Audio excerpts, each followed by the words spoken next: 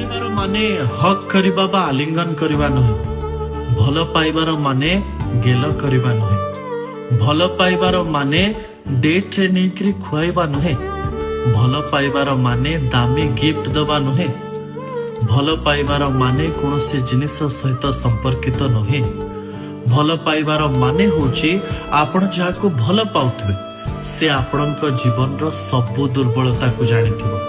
ସବୁ ଦୁର୍ବଳତା ଜାଣିବା ପରେ ବି ସବୁ ସମସ୍ୟାରେ ସେ ଆସି କହୁଥିବ ମୁଁ ତୋ ସାଙ୍ଗରେ ଅଛି, ତୁ ଚିନ୍ତା କରନା। ଭଲ ପାଇବା ୟାକୁ କୁହାଯାଏ। ଆପଣଙ୍କ ଜୀବନରେ ଯଦି ଏମିତି କିଏ ବ୍ୟକ୍ତି ଅଛନ୍ତି ନା, ତାକୁ କେବେ ପାଖରୁ ଦୂରେଇ ଦିଅନ୍ତୁ ନାହିଁ।